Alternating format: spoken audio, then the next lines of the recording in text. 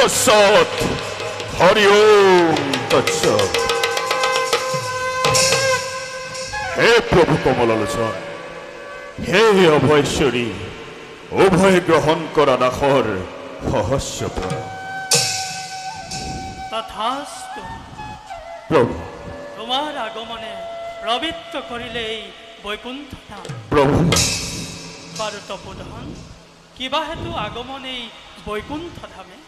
প্ৰভু, দাসৰ মনোবাঞ্ছা মাথো তব যুগল চৰণ দৰ্শন। মুনিবৰ, আপোনাৰ ভক্তিত আমি পৰম সন্তোষিত হওঁ। মাতৃ, সেয়ে দিব খোজো আপোনাক এটি ক্ষুদ্ৰ উপহাৰ। উপহাৰ? হে মাতৃ, আপোনালোকৰ চৰণ যুগল দৰ্শনেই মোৰ যোগ্য উপহাৰ।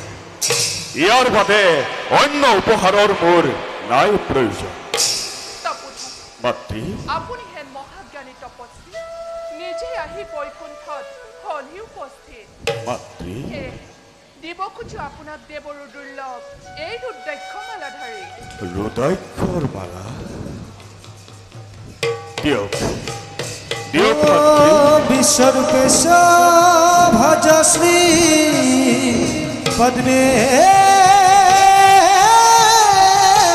পদ্মালয়ে সুহে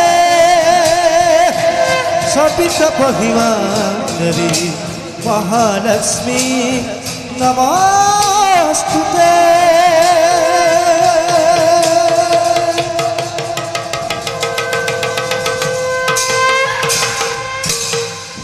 হে মাতৃ, আপোনাৰ এই উপহাৰকে আশীৰ্বাদ বুলি মই কৰিলো গ্ৰহণ। হে প্ৰভু কমলালোচন, হে মাতৃ, সৰ্বদা যেন স্থান পাওঁ দুয়োৰে চৰণ তলত। প্ৰভু, দাসে এবে মাগিছো বিদায়। যোৱা তপোধন।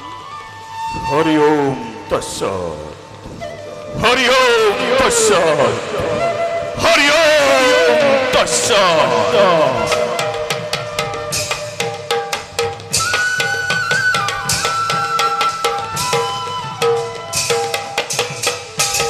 প্ৰভু, আপোনাৰ আজ্ঞা মানি মুনিবোৰক মই ৰুদ্ৰাক্ষ কৰিলো অৰ্পণ।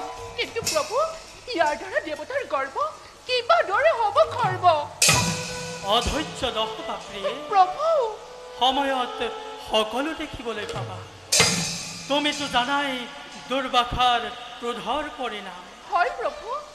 এতিয়া বলা প্ৰিয়ে, নিজ কৰ্তব্যত আমি হওঁ অগ্ৰসৰ। বলক প্ৰভু।